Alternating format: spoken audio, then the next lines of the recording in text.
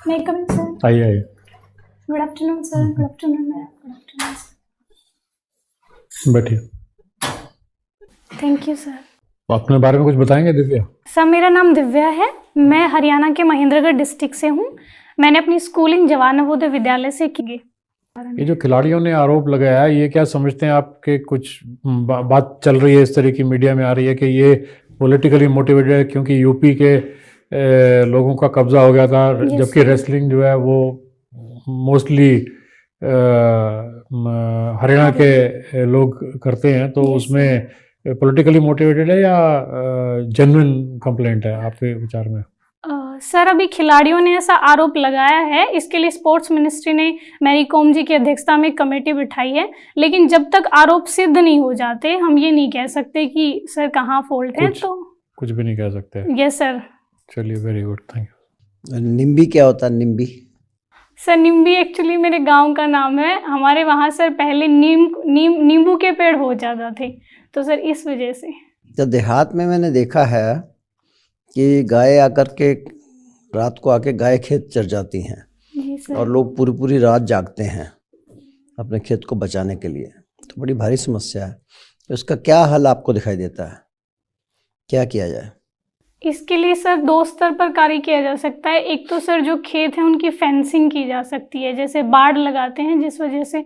लेकिन सर इसका जो स्थायी सॉल्यूशन है वो ये है कि जितनी भी गायें हैं सर उनके लिए गौशाला बनाई जा सकती हैं, ताकि उनको सर चारे की उपलब्धता हम वहीं करा तो सकें। कौन बनाएगा, कौन चलाएगा?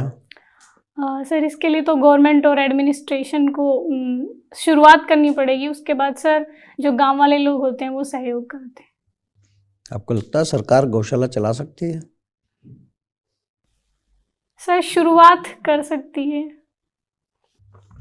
अच्छा, खैर, सीरियस फ्रॉड किसको कहते हैं? जैसे ये अभी अडानी का कुछ चल रहा है। Yes sir. सर ये बेसिकली स्टॉक मैनिपुलेशन को लेकर है। अगर इसको सीरियस फ्रॉड कैटेगरी में गिना जाए तो कितनी मात्रा के ऊपर इसको सीरियस फ्रॉड में गिना जाता है? सॉरी सर, टेक्निकली 100 करोड़ के ऊपर हो जाए तो सीरियस फ्रॉड कहते हैं। Okay sir. अभी भारत चीन के साथ जो आबादी के मामले में क्या हुआ कुछ? सर 2024 में भारत सबसे बड़ी जनसंख्या वाला देश बन जाएगा और चाइना की ग्रोथ रेट सर लगातार घट रही है उनकी पॉपुलेशन की। तो जो आबादी है इसकी क्वालिटी को कैसे नापा जाता है? मतलब क्या क्या पैरामीटर्स हैं जिससे बताया जाता है कि भाई इनका जो ओवरऑल हेल्थ है वो अच्छी है? सर इसके लिए ह्यूमन डेवलपमेंट इंडेक्स है। उसके मुख्य आइटम क्या है उसमें? उसमें सर एक तो हेल्थ एंड न्यूट्रिशन है सर, दूसरा सर ईयर्स ऑफ स्कूलिंग मतलब एजुकेशन है, और तीसरा सर क्वालिटी ऑफ लाइफ। तो आपको नेशनल डिजिटल यूनिवर्सिटी के फ़ायदे बताइए। Yes ma'am. और ये बताइए कि उससे नुकसान क्या हो सकता है?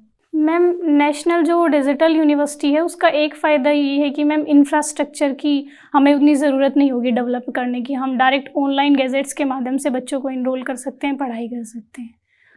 और दूसरा मैम ये होगा कि हम हाइब्रिड एजुकेशन शुरू कर सकते हैं इसके माध्यम से। लेकिन मैम इसका नुकसान ये होगा कि हमारे भारत में डिजिटल डिवाइड बहुत ज़्यादा है। तो ma'am rural background, urban background और महिलाओं और पुरुषों के बीच का जो डिजिटल डिवाइड है वो पहले हमें कम करना होगा, ताकि सब तक। तो वो तो शॉर्ट कमिंग है ये गोल को अचीव करने के लिए कि हम रिमोट से रिमोट जगह तक पहुंच पाएँ उसमें, और हर भारत की पूरी जनसंख्या तक इसका फैलाव हो सके, उसके शॉर्ट कमिंग है।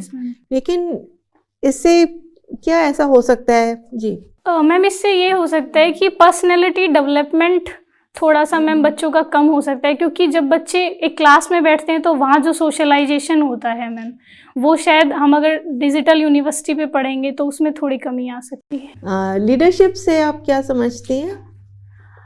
मैम लीडरशिप बेसिकली एक ऐसी क्वालिटी होती है जिसमें कोई लीडर मैम भूतकाल का विश्लेषण करके भविष्य की समस्याओं को समझते हुए वर्तमान को एक नई दिशा दे सके।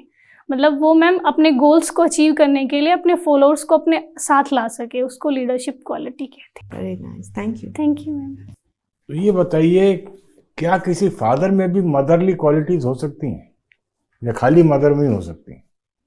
नहीं नहीं सर, फादर में भी मदर की क्वालिटी हो सकती क्या है। होती हैं वो क्वालिटीज? जैसे सर किसी बच्चे को अपने फैमिली के जो मोरल वैल्यूज़ होते हैं वो सिखाना, क्योंकि सर बच्चे बेसिकली फादर को ऐसे हार्ड पावर की तरह सोचते हैं, तो मुझे लगता है कि चलिए, क्यों बच्चे ज्यादातर मदर से ज्यादा अटैच होते हैं? सर वो एक कारण इसका ये हो सकता है कि जनरली जो माताएं होती हैं वो सॉफ्ट होती हैं, तो ये एक रीज़न हो सकता है। हरियाणा में तो ऐसा नहीं लगता, सब हार्ड है। खैर, अच्छा ये बताइए, तो मान लीजिए आप जिले में हैं, या तो आप एसपी हैं या आप कलेक्टर हैं, दो में से एक तो हो गई, जी जी। वो तो क्लियर हो गया। अब मान लीजिए आप कलेक्टर हैं यस सर। और एसपी जो भी साहब हैं वो आपकी बात बिल्कुल सुनने को राजी नहीं है, क्या करें? सर मैं पहले कोशिश करूंगी कि उनकी क्या समस्याएं हैं, क्यों सर वो मेरा पर्सपेक्ट नहीं समझ रहे हैं या क्यों समझना नहीं चाह रहे हैं, और अगर सर ऐसा नहीं होता है कि वो फिर भी मेरी बात नहीं मान रहे और मुझे एक्शन लेना ज़रूरी है, तो सर मैं उनके खिलाफ एक्शन लूँगी जो भी मेरे जुरिस्डिक्शन में होगा। तो है ही नहीं जुरिस्डिक्शन, तो आपको मैनेजर का काम करना पड़ेगा। चलो, thank you very much. Okay, thank you sir. तो आपके पिछले इंटरव्यू में कितने नंबर आए थे? सर 180। 180 आए थे, तो बड़े अच्छे नंबर थे, और अब भी इससे ज़्यादा ही आएंगे। और इसमें हिंदी लिटरेचर में नंबर कम रह गए थे?